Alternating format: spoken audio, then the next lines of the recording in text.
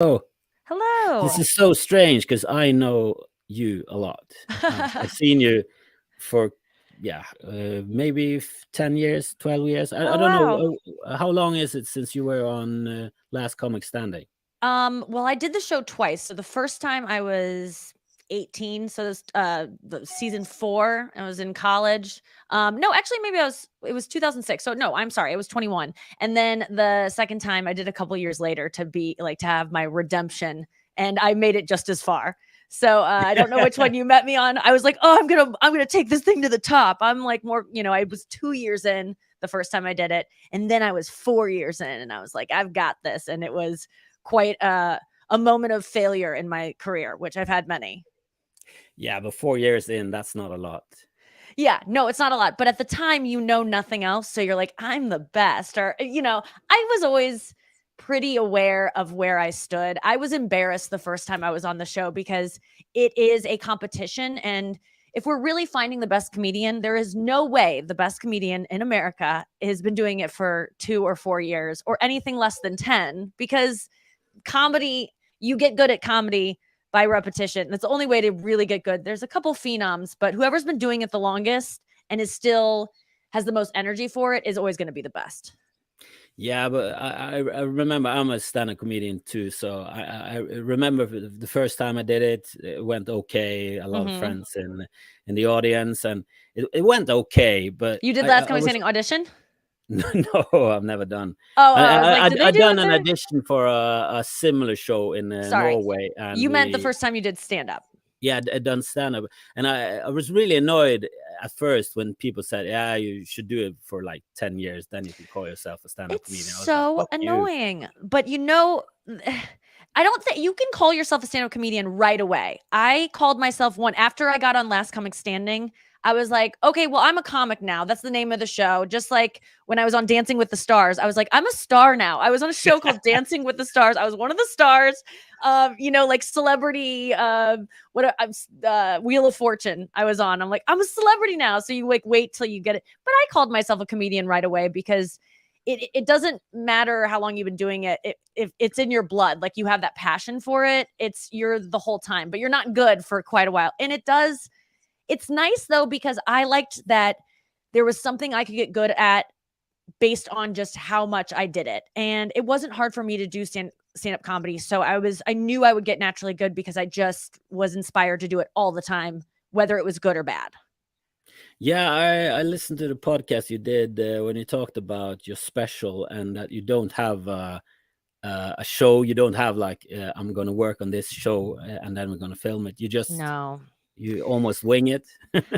Yeah, I mean, that's been a lot of my career is winging it, but there's hard work behind things. I have a hard time feeling like I work hard. There's always this pressure I could do better. I know my potential, and I know I have Taylor Swift levels of like potential.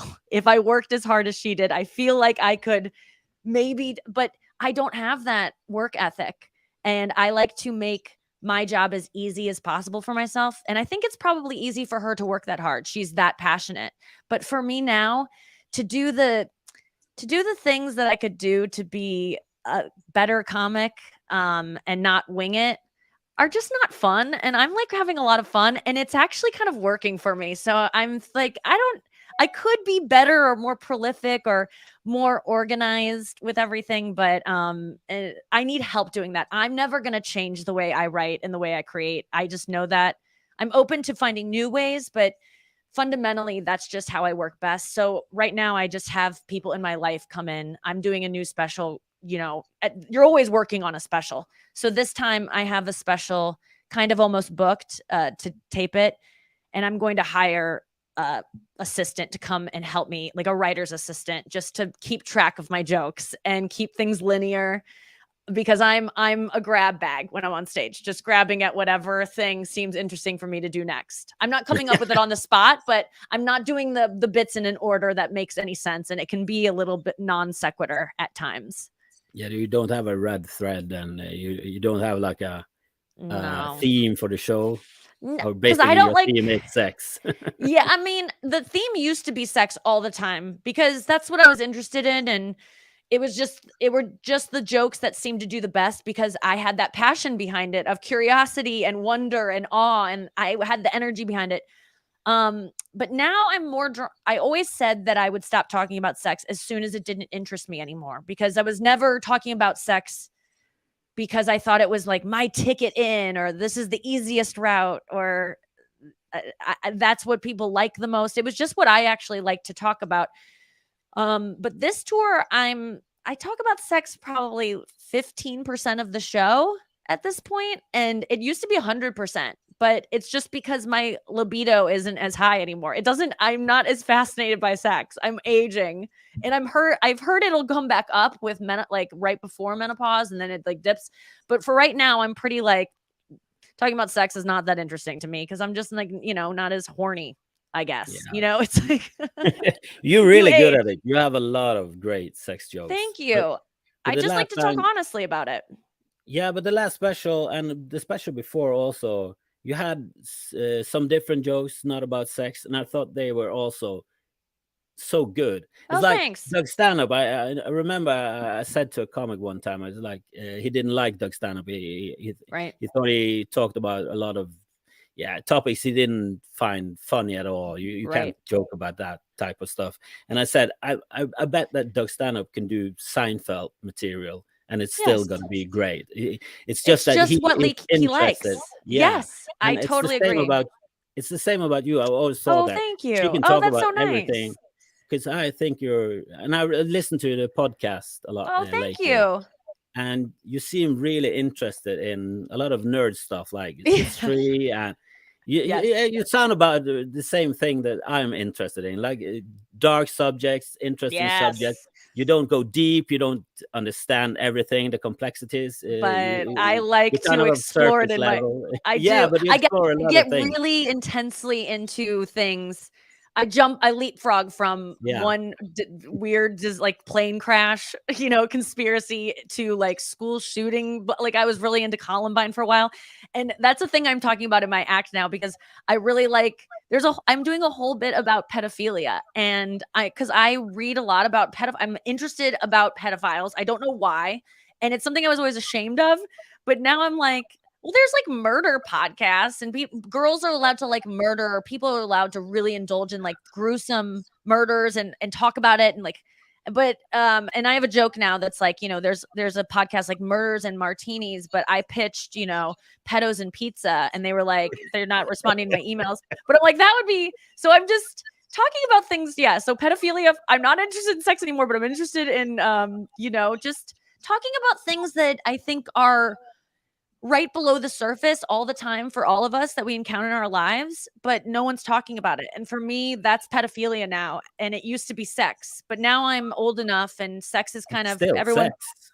People, people talk about it more openly now. So there's not like a need for me to dive in, or I don't see an angle. But for pedophilia, I'm like, oh my God, this is a thing that is around us all the time, affecting so many of us, even if we haven't been victimized by it. And we need to talk about it a little bit more to make it less taboo to talk about, and therefore treat, But does it annoy you that some people are like, you can't joke about that, you can't joke about that, but they can listen to a podcast, a 10-part podcast about yes, it's that's also I just don't understand exactly. Absolutely, and I don't begrudge them listening to that, and I think that like you're saying, like it's exposure for the topic, and I'm not doing jokes at the victim's expense ever. Not that you couldn't do that, and like I'm sure Doug Stanhope could find a way to make a joke about like I don't think there's any things that are off limits, and if you're offended by it, you're offended by it. Like that's okay, and I can still do it, and you can still be offended, and that's okay. But just know that my intent is never to make anyone have a panic attack or feel triggered. But sometimes you got to trigger a little bit to talk about things that you need to be talked about. So there are casualties to doing this material. People are going to feel uncomfortable for a little bit. People might even like have a kind of a panic attack thing happen. Victims of trauma, if they hear the word rape, it can trigger something. So that's not going to stop me from saying that word on stage, but I definitely would owe you an apology for making you feel that way if you came to my show and were that triggered. I would totally feel bad, but I haven't stopped yet because of it, but I will still feel bad. I can separate the two. Like I can feel bad about things I talk about and be sorry about it and learn from it. But Yeah, of course, I can have I can feel bad after a show if I offend someone. Yes. Even though I in my head is like, I don't understand how you can get offended by this at all. They're not me though. Strange. So it's so strange what people are offended by. Because you can have a rape joke, you can have a pedophilia joke, you can have a Holocaust joke, but they're really offended about that car crash joke. Right. Yes. It's they lost someone in a car crash recently. And yes. It's like, absolutely. And every time you can talk about any subject and, someone in the audience is having like a personal, feeling about it. Like I sometimes talk about this. I was the other woman in a relationship. This guy was cheating on his girlfriend with a girl and I talk about the experience of being the other woman. And I know there are couples right then who have forgiven a guy next to them for cheating on them. And I'm representing this woman to them. And now they're like kind of hating me. But then and I know that I might be triggering something, like they're on a date night and I'm bringing up like cheating and they're like, just let us like get back to the pedophile stuff, So you just take that risk with anything you talk about, I feel. And I get offended. There are some jokes that I'm just like, ew, cool. I hate it. Like they disgust me or they upset me or they, I don't like any jokes at vegans' expenses. I'm a vegan and I am a little precious, snowflake vegan. I don't want to hear jokes about how vegans are weak or, like who's a vegan in the room? Oh, you can't raise your hands because you have no protein. Like, I just don't like any anti-vegan propaganda and jokes, but that's my cross to bear. That's I'm offended to have, and I'm allowed to have it. But is it the vegan that gets offended, or is it a comic that gets offended about the laziness of the joke? Because there are UFC fighters that are vegan, so you can definitely have energy and still be vegan. Exactly. It's a false premise that bothers me. I like to have honesty in comedy, even when it's an absurd premise. But it's just there's nothing. It is a dumb joke that's been done a million times. I mean, tonight there will be 100 men on stage saying, "Who here's a vegan? Oh, you can't raise your hands because you don't have enough protein." That joke is done every night 100 times at least in America. And so, it's like, it's also, I'm like that Seinfeld. I'm not offended as a Jewish person. I'm offended as a comedian. Like I'm offended by like, just come on, be more clever. So you're right. If it was more clever, I would laugh at a vegan joke. Or like because I do laugh about us. We're annoying, like we are to be mocked in some ways, but we're on the right side of things and you know it. Yeah, I think you trigger people because they know that they are on the wrong side. You shouldn't eat animals. I do it. I feel bad for it. And you should. You should feel bad, but it's like, I don't hate you. And that's my next goal, is to like make jokes that inspire people to become vegans, but because we're so loathed. Yeah, but I try to have some material about. It's so strange that we eat. Not that we eat animals, but the kind of animals we eat are babies. It's the young ones. We eat the animals before they're really grown. So every like chicken, every pig, every if you kill a deer in the woods, the younger the better. They're like tender. You want the meat to melt on your tongue. That's like the goal, and that's so strange. It's so sick that we eat the babies. When people are complaining about like my dogs and cats and just like the animals we love and would never eat, I just like don't really have much. I'm just well, if you can't really complain about this dog being abused if you eat meat. I just don't want to hear it because you have no idea. I mean, I became a vegan because I just saw my animal. I realized that my dog was not different than pigs or chickens. And I remember I had birds growing up, like parakeets. And I was like, oh my God, they're so smart. That's a chicken. And then all of a sudden it was like I just couldn't do it anymore. And I think that good for people to be able to separate that, because many intelligent, empathetic people have to just detach themselves from that truth. I can't, not because I'm better or something. I just haven't been able to put that wall up again. I wish I had it, because it would be nice to eat meat and cheese. sometimes. It's convenient. Yeah, but I don't miss it. Yeah, we tried to be vegan a couple of years ago, and it wasn't really trendy yet, especially not in Norway because we're a bit behind. You were a bit further along. You had a lot of vegans. You had vegan restaurants. We didn't have that, so it's really hard to really get all the stuff. Because I read online, I googled recipes, and they were mostly American recipes, and there was always some kind of strange food, and it's like grapeseed oil. Like, what the fuck is grapeseed? There's always something I had to find, and I had to go into specialty stores and find it, and it cost a lot of money. So totally, it's really difficult. But now it's okay. It seems more popular. That's so true. There is always that one ingredient that you go, well, not making that. You just sort of like stick to something that isn't exotic for like, but it is hard to be a vegan. I just go with Thai food most of the time. That's always the best rest. Like there are some places where you just can't get vegan food, but I'm always like, oh, the Thai people put together a good menu that you can mess with tofu. There's always tofu on that. Yeah, because Asia, they are maybe not completely vegan, but they're really vegetarian. Like in India, most dishes are. Yeah. Like traditional Indian food is. Yes, so that's a safe bet as well. Yeah. Because there was the British that put the chicken in the Indian food. Oh, really? Yeah, because the tandoori chicken that's made in Britain. Okay. By an Indian chef, but it's made like in the 50s. And most Indian food are like chickpeas and lentils. And spinach. Beans. Yeah. Oh my God, it sounds so good. I'm hungry. What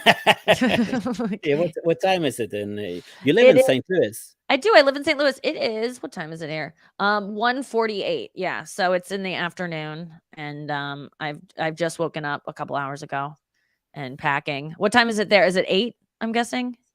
Yeah, it's 10 to 8 now. Yeah. All right. Yeah, that's pretty decent time different. Like you can have a long distance relationship with someone in the States. There's a little bit of an overlap, but it'd be hard. East Coast, not West Coast. Do you guys watch live events here a lot, like the Oscars, or are you just like the next day you'll get it? I have watched it a couple of times. I'm a movie buff, so nice. And this Oscar, I regret not watching it. I really love that movie. Everything. I haven't seen it yet. Did you see the slap live? Yeah.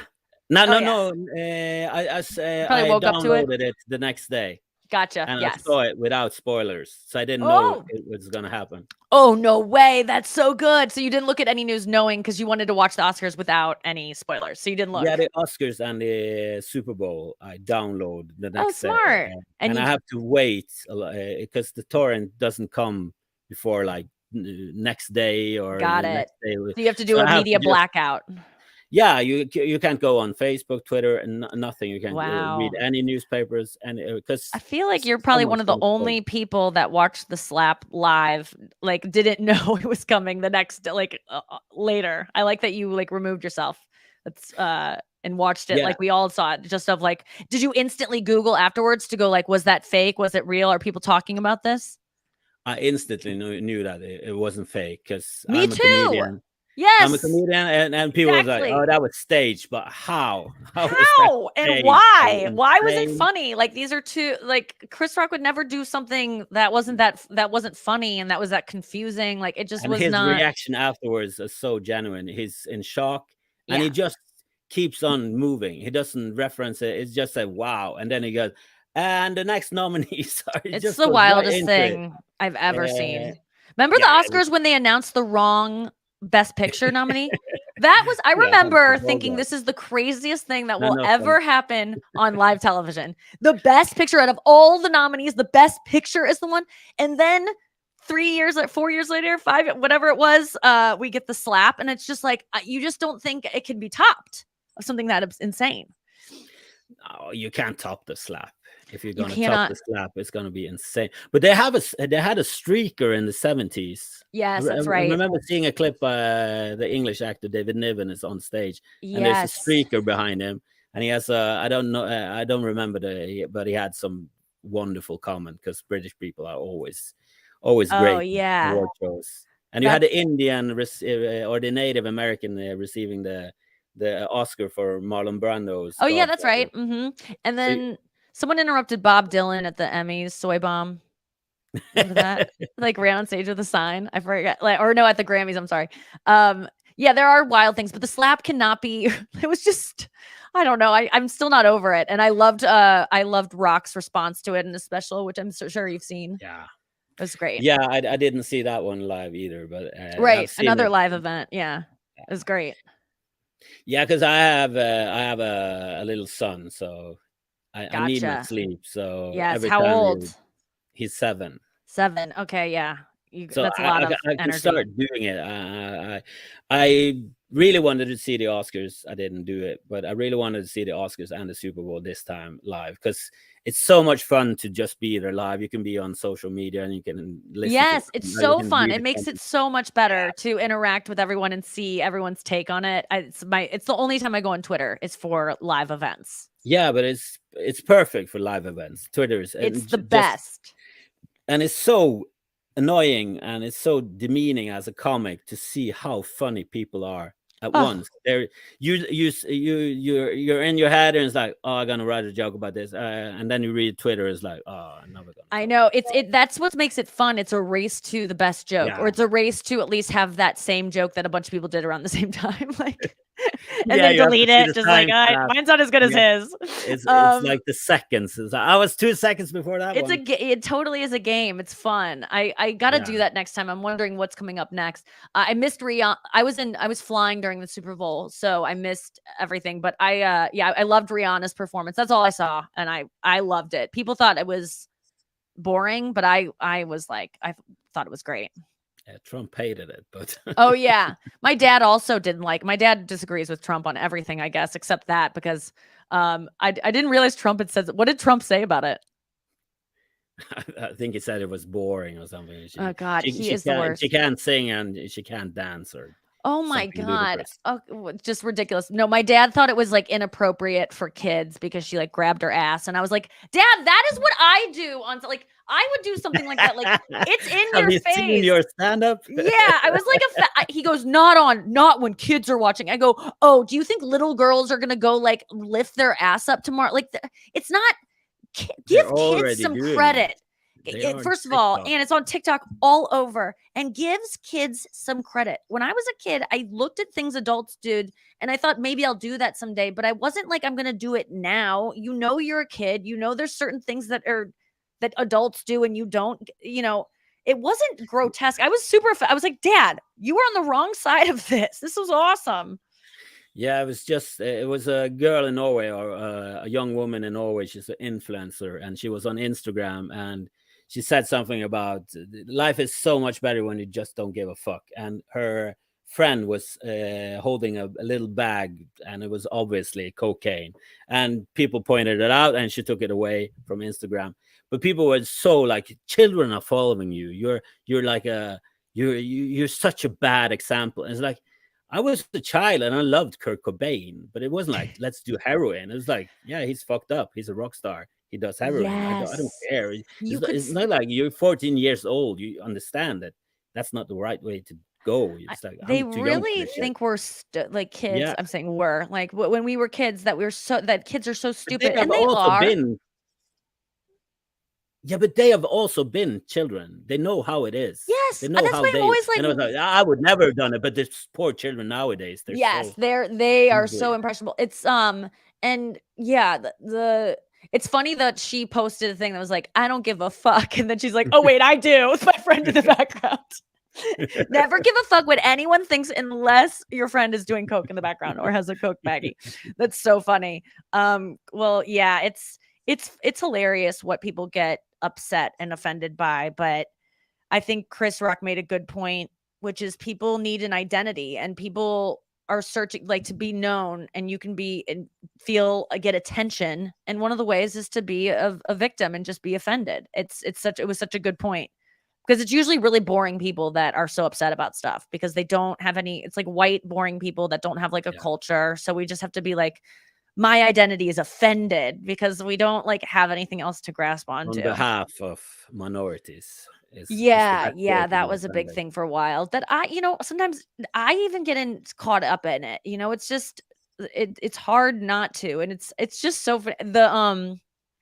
I just came across, they posted remember the John Lennon song that all these celebrities did. What is Imagine? Imagine. And it was like the 3-year anniversary, and it was so bad. And I'm like, and it's just so funny to see someone like Kristen Wiig, who is like so good at being funny and like obviously knows when things are cringe, and like, I mean, I couldn't even watch it because so many people I respect were just like, imagine all the people, and they're like in their yard. It was just like, but I feel like if I had gotten asked to do it by Gal Gadot or whatever, I probably would have done the same thing and been like, imagine. I probably would have been really into it. So honored. So like, yeah, but I'm so glad she didn't ask. Who else is doing it? Kristen Wiig and Will Ferrell. Okay, I'm in. It's just so funny to see comedians be sincere and like kind of. And that's what all Instagram and all this shit is anyway. It's just like people just looking at themselves and being like, they do like a video like, hi guys. So doing their makeup and they're like telling a story and they're like, well, one time. And then they get done with it and then they look at it afterwards and they're like, oh my God, I'm so pretty. Like just that's so embarrassing to me. But that's what we all do. Whenever I post a picture where I look good, I'm like, oh my God, you're so pretty. Like it's so lame. But I'm just like grossed out by all of it. But also I find the just innocent joy in some of it. I don't have to analyze being online as being just like so sad and like I'm hunched over and locked in my phone. Sometimes I'm like, this is really fun and I like to be on my phone. But there are other times where I definitely feel like I need a break from it. And I wouldn't mind if I dropped it from an escalator in a 3-storied mall. Like there's sometimes where it almost slips and I'm like, good. I would love to have an excuse to be away from it for the rest of the day until I can get a new one. Like that is sad. But my rationalization is that I need it because of my career. I'm a comedian. I need to be, and if I hadn't been a comedian, I would have never touched it. Yes. What you could do? What I could do is I could just have my assistant post for me. And just I tell her the caption, like she could do it for me. She could do everything I need to do, but I do need to be like active on it. And I do need to compare myself to others because then what motivation do I have to continue? If I'm not striving to beat other people, then what is the point of all of this? Chris Rock, is he one of your favorites? Yeah, for sure. I think he really solidified it with this last special for me. Yeah, I've got to meet him for the first time recently, and I got to see him actually live in I saw him live twice this year, and I really I've always been a fan, but in my career of him dropping into clubs, I've never gone downstairs to watch because it's always crowded, and so I always gave up every opportunity to see him live for whatever reason until I went to go see him in the audience. I just started going to shows and not getting a ticket, but I get into the show. I know some people and I live in St. Louis. So I'm the biggest celebrity in St. Louis. So I get hooked up and I got tickets to a show with him and Chappelle about 6 weeks before he taped his special. And I thought it was so good. And then his special I thought was even better. And it had been so different than the show I had just seen. And then I saw him this past Sunday at the Mark Twain Prize Award that was handed out to Adam Sandler. It's going to air on CNN here on Sunday night, but they're honoring Adam Sandler, and all of Adam Sandler's best friends did hilarious stuff, like Steve Buscemi, Judd Apatow, Drew Barrymore, Jennifer Aniston, Chris Rock, David Spade. I mean, it was a who's who. It was so cool. But Rock went out there and fucking Conan O'Brien was there. I mean, it was insane. Everyone was so good. But when Rock came out, he did this. He addressed Paul Pelosi was in the room, Nancy Pelosi's husband, who I think was attacked with a hammer recently. Yeah. And he said, and Chris just goes, Paul Pelosi, good to see you. You're the only man in this room who knows how I feel. Who he said something like that. And it was and Paul had been called out a couple times and everyone's kind of wasn't he hit with a hammer? Everyone, it was the elephant in the room. And then Chris Rock just broke it open. It was and Paul was laughing and it was just oh my God, we're acknowledging, making a joke about something that is not funny. And how are you ever I would never touch that. But Rock was able to touch that and not only touch it, but it really changed. It like let the air out of the room, the like stuffy Kennedy Center, like in a different way. It was so funny. He was so good. And he did a couple jokes that he didn't put in his special, but that he's been doing on the road. And it was so funny and so good. So yeah, he's been fun to like get into recently. And I went to go see Nick Swardson live. That was a great experience. I'm trying to think who else I've like sitting in the crowd is quite a different experience than being in the back of the room or on the side of the stage or backstage. Like that's how usually I consume comedy, because I don't really like watching specials because it's just so, I don't know. It's just, it doesn't feel like watching live stand up. I think it's a bad representation a lot of times. Thank God we have it, but it's just never, it's not the same as live shows. No, it's stand up is definitely best live, but it's so much funnier to go and watch it and just be an audience and just and because if you're on stage and you're the headliner and you're watching the first guys or something like that, you're always comparing and you're always in your head Yes. working on your stuff, so you're never in the moment. But if you just No. decide that I'm gonna go see this show and I'm gonna enjoy it, I'm just gonna Yes. have a great time and just gonna laugh, it's so much better. It's so Just fun. I never did it. It was always something I didn't want to do on my nights off, but I have way more nights off now. And I want to learn from the greats. I think for so long I turned myself off from it because I didn't want to be too influenced or I didn't want to compare myself. But now I feel like I can just enjoy it and learn from it and be inspired by it. I mean, Bill Burr recently really inspired me. And those were just like clips I saw on, Instagram reels where I'm like, whoa, this joke just stuck in my head in such a good way that's going to change the way I think about things. It's so honest. And it made me go, okay, I want to be this honest. I want to be this in your face about stuff that we're all thinking and not pull any punches. And so I get inspired a lot by just watching comics take bold swings. he's so great. He's so great. Yeah, he's one of my favorites. Bill Burr, Absolutely. Chris Rock, and of course Chappelle. But I think Chappelle was so much funnier before he got so. Man, he's so like I struggle people to change. find it. But he's so it's like the trans things. It's that annoyed me as well. The that. obsession with that. He's so obsessed about it. I'm happy to report though, I saw him with Chris Rock probably 2 months ago at this point, and he was fantastic. I mean, when that guy wants to turn it on and he's just flawless and comfortable on stage and with himself in a way that it's just so few performers ever even reach that level of comfortability. I remember one time seeing Dave Chappelle on stage years ago and saying to my friend as we were watching, I said, he is more comfortable up there than I am in bed. Like, honestly, he looks more relaxed, at ease with himself, like, it really is true. I was like, I'm more anxious in bed than this guy is up on stage in front of all these people. And I have some of that. Like, I'm very relaxed on stage. I would like to check my heart rate to see like how much it goes up. Because I think your ideal would be to be a little bit above your resting, but not too far. Because that's the trick to doing stand-up, I think, is just being confident. And the way to get confident without faking confidence is just to do it long enough that you are comfortable.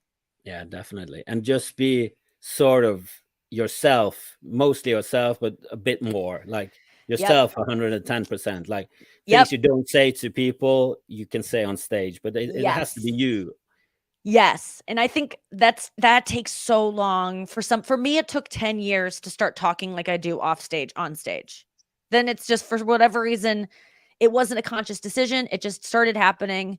And by I've been doing it 20 years. I think by 13 years, that was cemented. That was like the way I talk. Cause it used to be more like set up punchline. I was doing an impression of like Sarah Silverman and Wendy Liebman. And I mean, whoever I was watching at the time, Amy Schumer.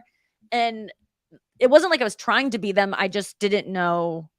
I didn't know what was funny about me. And so I was trying to be, and I still don't sometimes. And sometimes I do lean in.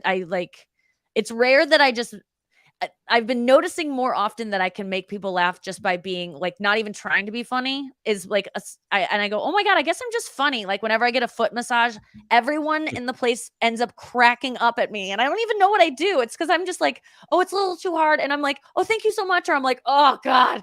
And everyone laughs. So there's reminders that like, there's something about me that's funny because I think, there's this Taylor Swift lyric that I relate to so much that she says, I've never been a natural. All I do is try. And it's like, I've always felt like I'm not naturally funny. I just decided to start trying to be funny. And I was good at that. But you seem naturally funny. You seem like you're like in a podcast, you just talk about things. You talk about interesting stuff, articles you found on the internet and stuff you read about and stuff you heard or stuff you listened to in a podcast, and you just start babbling on, and it's funny. Oh, thank you. Yeah, it's just a thing I question because you just compare yourself to like I have some friends that are just everything they say is funny, like the way they talk. Theo Vaughn, are you familiar with him? Yeah, he has a There's no one who's funnier naturally than Theo Vaughn because I do believe I've studied him. I've watched him while being on his podcast. I'm always just amazed at how funny just can't help. Everything he says is funny. Everything. And David Spade is also like that. Just hanging out with them. There are certain people that just can't help but be funny all the Rachel Feinstein. And I compare myself to them and I'm like, I wasn't like the class clown, but I think if you've been doing it long enough, you can just turn it on. And I know how to be quick now. I know joke structure. And so I can, but I definitely think I'm naturally funny, but just maybe not as much as someone like Theo Vaughn, who I'm like, that's what you would aspire to be. That's where you go. I'm tired of being told by people who just met me, like, you're a comedian? You seem really sad. And what? My therapist used to say, you are the least funny person I have ever met. For a comedian, you're not funny. You take everything so seriously. You're supposed to be light. You're a comedian. I'm like, I'm talking about my trauma. I don't like, what do you want from me? She was so mean. She goes, I'm funny. You know what? I'm funny because I laugh things off. You are too serious. I'm like, I do this for a living, bitch. And then I, stayed with her for 5 more years because she was kind of abusive. She was mean to me. So I was like, I'll stay with you forever. I'm funny on stage, but I'm not that funny off stage. If I'm not comfortable with the people I'm with, if I'm with friends and my girlfriend and family, I can be funny. But if I'm with strangers, I'm kind of shy. So I just, I'm just a normal person. Most comedians don't have the guts to do it unless people have told them they're funny. Like I was told you should be a comedian a lot 1 year of my life. And that's what made me finally go, okay, I'll look into this. So I'm guessing that people told you were funny and at least said, you should try this thing. And no, I've known that I'm funny since I was a child because I always like to do stuff to make people laugh. In my family, we laugh a lot and we roast each other a lot, and I've always gotten laughs. So I knew that I was funny, but I don't need to be funny if I'm with strangers. I think I take a lot of chances in my comedy. I go to dark places, and I've gotten burned a lot with strangers because you do some off joke about rape, and people get shocked, and I'm like, oh, I'm not with comedians. I can't. No, you have to learn people. Oh my gosh, my friends who are just normies, they say that they will hang out with me and then they'll go talk to their normal friends, and they'll get so many weird looks because I've cracked something open in them where there's just a way we can talk around each other. My friends, you're so right, but most people can't handle this kind of like honesty.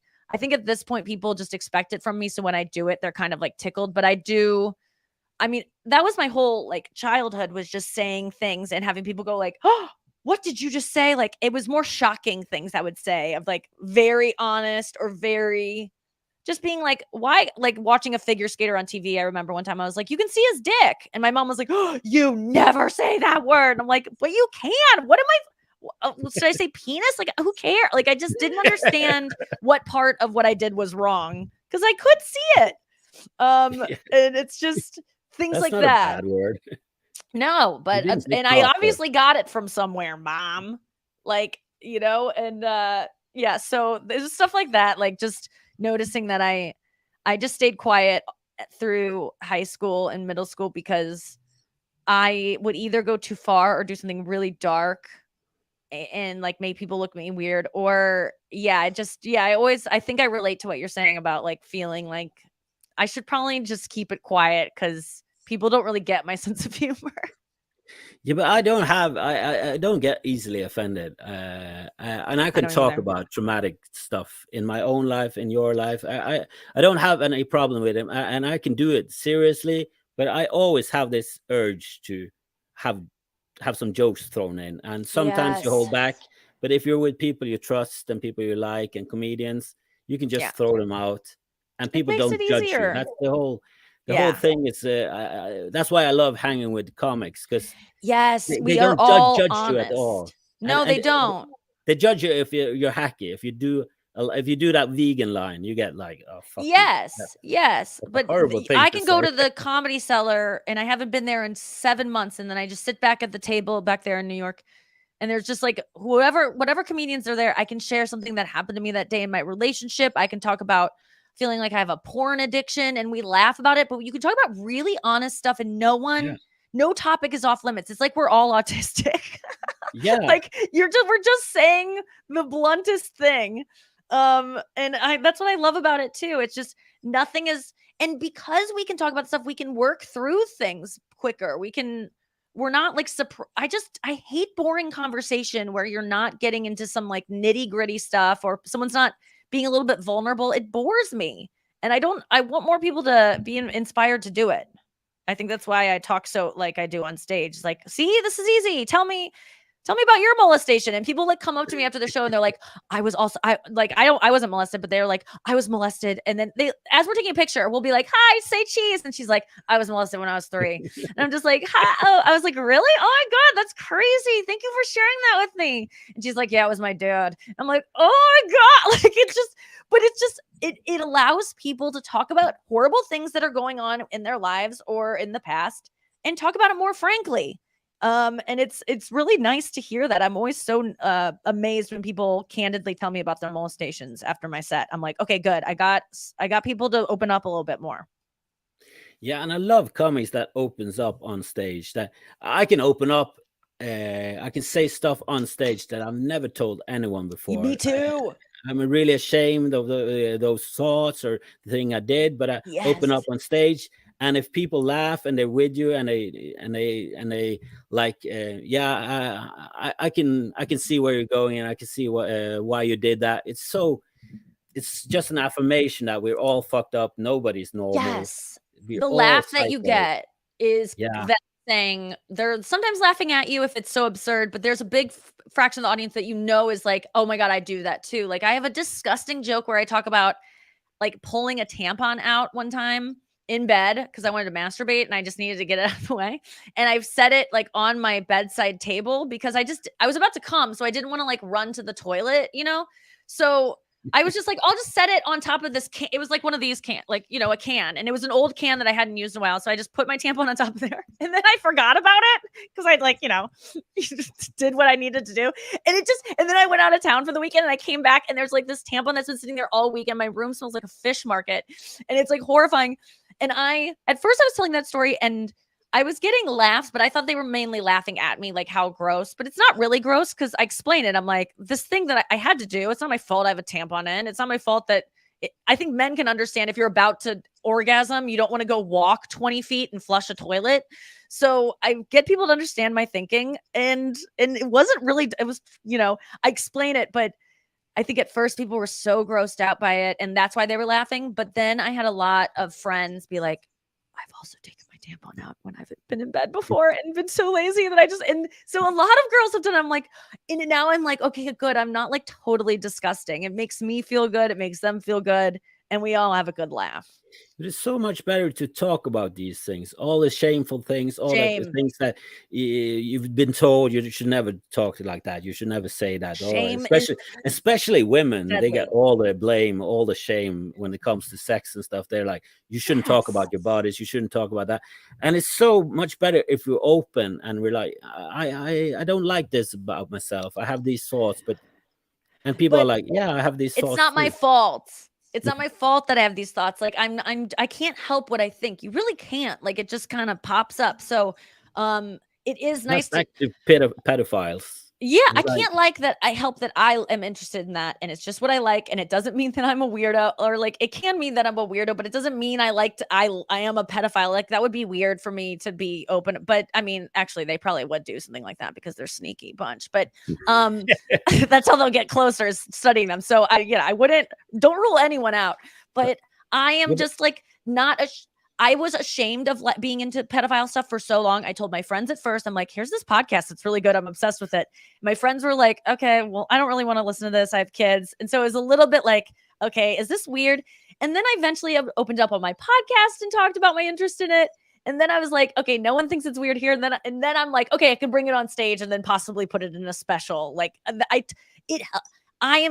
I'm constantly, there are things right now that I will not admit on stage yet, but eventually I hope to, but I'm too. always carrying shame in me about so much stuff that I have to gently like toss out. Oh, is anyone going to arrest me for this thought that I had? Okay. They aren't. Okay. I'm going to push a little bit further. Like I have a lot of plans for things I want to talk about that are just not ready yet. But I would love to be completely shame free at some point because I think that's the best way to live.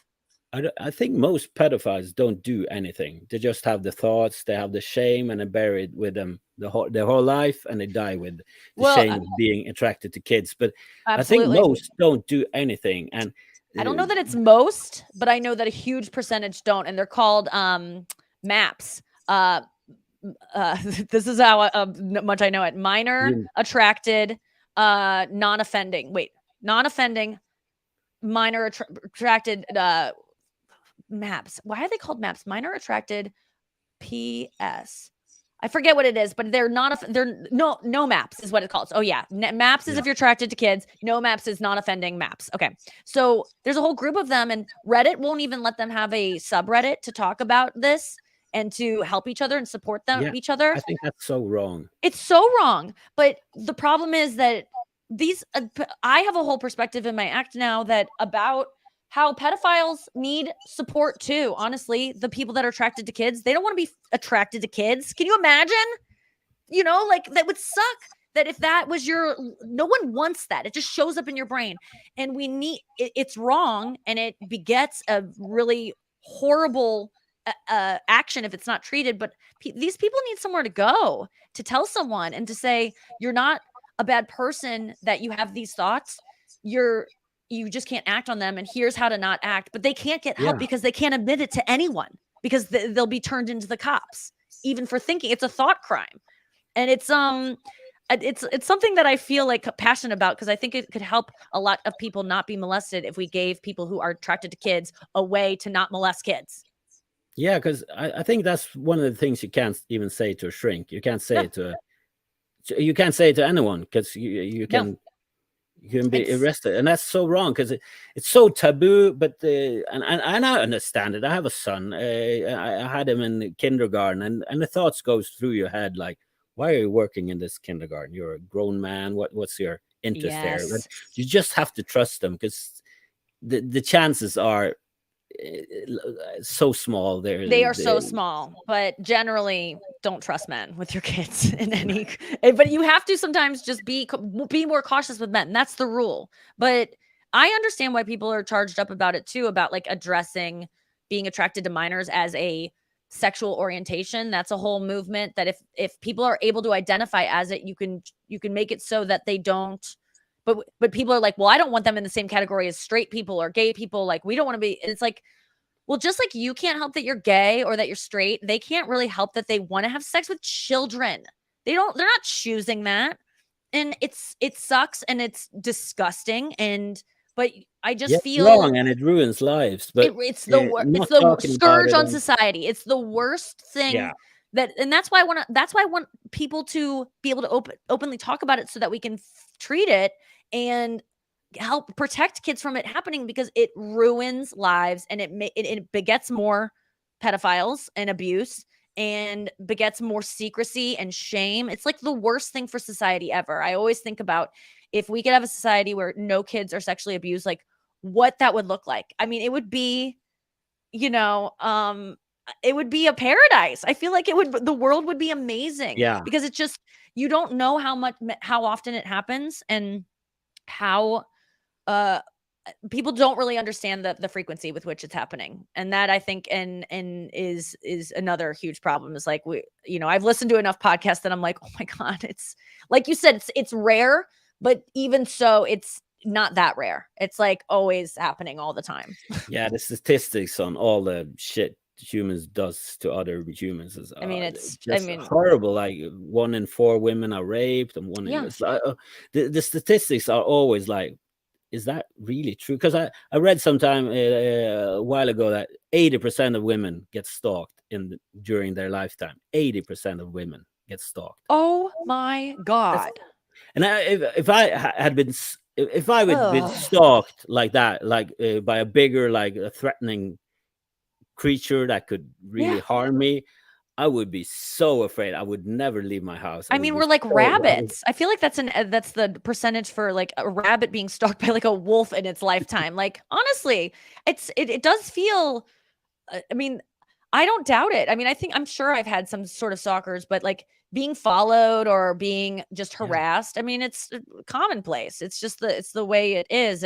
But I'm on high alert. I'm not in like denial of it. And I think that just more people need to offer women to walk to their car or apartment or wherever and make sure they get in. I think that needs to be more commonplace, at least in the States. I don't know how it is there, but it's like here, it's oftentimes like people won't offer to walk me to my car, and like in Los Angeles, in an area where I have to walk like 3 blocks in the dark. And I'm just like, come on, guys, you don't know what it's like out there. No, that seems like a really scary city to just walk 3 blocks in. Oh, yeah. And then you start walking and you go, I'm scared. And that's when I always just break into a cold, hard sprint. I start running in whatever outfit I'm wearing, because it looks like you're crazy.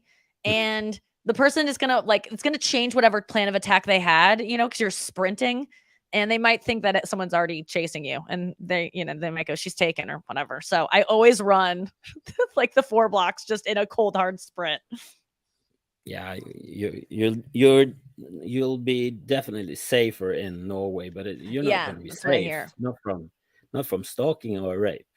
Yeah. Okay. Great. That happens all over the place.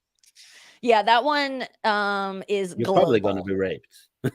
Honestly, most likely, based on your population size and given how I'll probably be ovulating that week that I come by, that's going to up my odds to set off some pheromonal attack.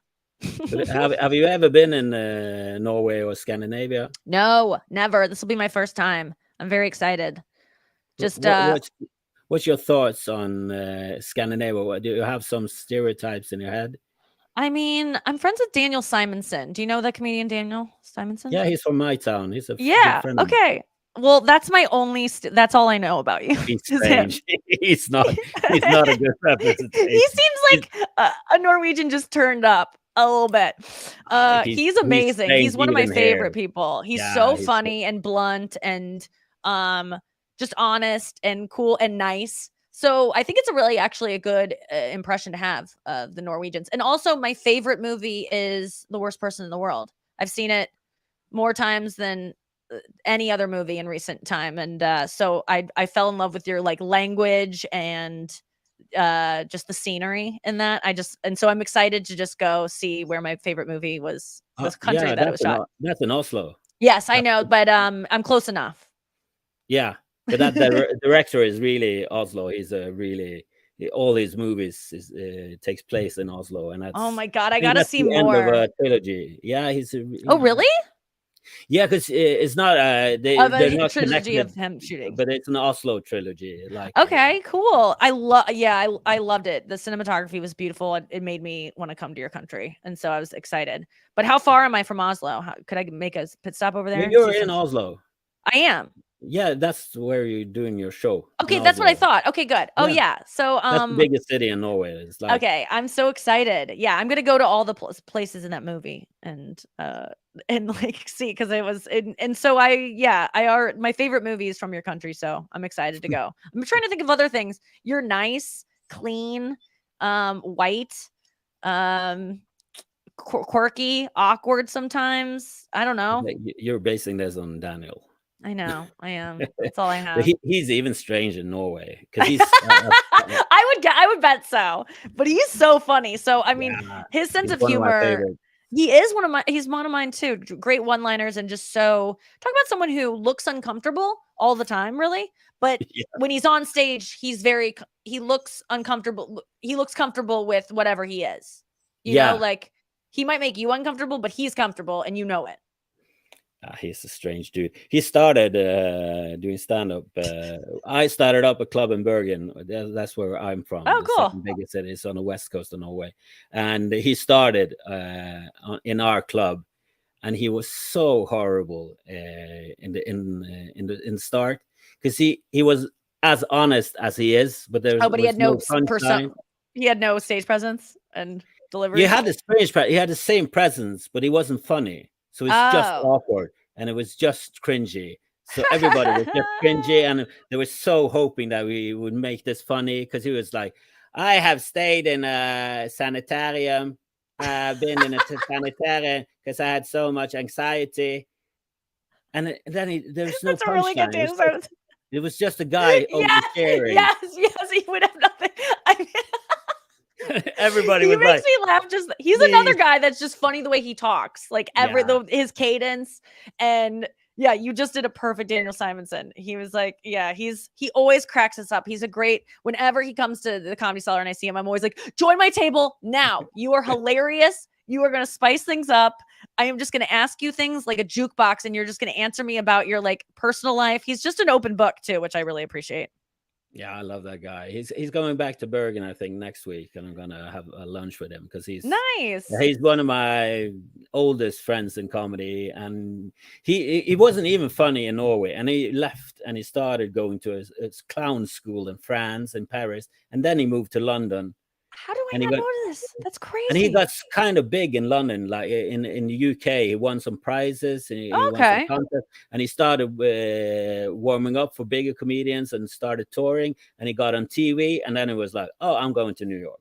Gotcha. And started from scratch again. All right. Well, got into the Comedy Cellar in 8 months. Yeah, and that's where he's been I think he just did a short film where he played a goblin that lives underneath a bodega. He told us about it last time I was in town. We were dying laughing because he was just so serious about like, I play a goblin who lives under a bodega. And he's great, man. I wish he were in town. I wish he would do a set on my show. I'll see if he's around, but probably not. It'll be fun.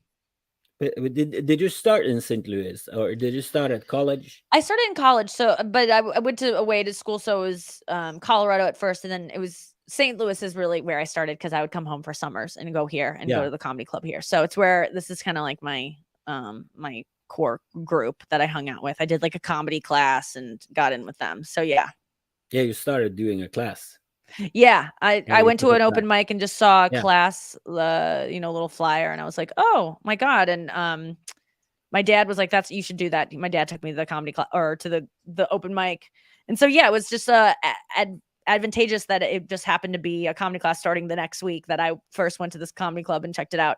Because I had done stand-up one time before I went to the show, the open mic on my college campus. And I came home and my dad said, go to the show with me. And then I signed up for this class. And that's how I met other comedians and kind of learned more about comedy. You just just hanging more with comedians. So, and then that was 20 years ago. Yeah, you just had a 20th anniversary. Yes. Congrats. The first time I went, thank you. I never thought I'd reach it. I remember hearing people had been doing comedy for like 20 something years and being like, that they must be so old, but here I am. And it's nice because like I said, you only get better the more you've been doing it. So I'm just getting better. And then dementia will, sink in eventually and I will get less good, but I'm still on the rise right now. I think you're going to be funny even with dementia. You know what? You're right. In your head, and you're really fast and you're really smart. I talked to a friend of mine and she said, you have to be really stupid to think that Nikki isn't smart. Oh, that's really so cool. Nice. Because you talk about sex and people can just write you off like, she talks about sex a lot. But I've listened to your podcast and you listened on your podcast and they're like, you can sense that, there's much more. It's going to be much more. I'm just Oh, hoping. thank you. I'm really looking forward to your next special, Yeah. because I think you're going to evolve as a comedian, and you're just going to be better and better and better. And Thank you be so more and more much. interesting. Thank you so much. That means so much coming from you. I've really enjoyed talking to you and getting your perspective on all kinds of stuff. And I look forward to performing in Norway coming up May. Yeah, I really hope I can. I hope you can make it too. Just write me. I'll get you a ticket. Please, if you're available, come by. I'll get you 2 tickets. No problem. Just write to whoever booked this. Yeah, really nice talking to you. Yeah, you too. Thank you so much. I did too. I hope to meet you. Me too. I've been a fan for a long time. I had a lot more questions. I wanted to know about the roast. I wanted to know about my God. Well, I'd love to do it another time. Yeah, maybe we can do it another time. That would be I great. would love it. It was so fun.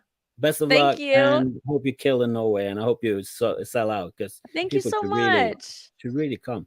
Thank you. Thank you for getting the word out. I appreciate it. I'll see you there, hopefully. I'm going to see you next time. Okay. See you next time. Bye.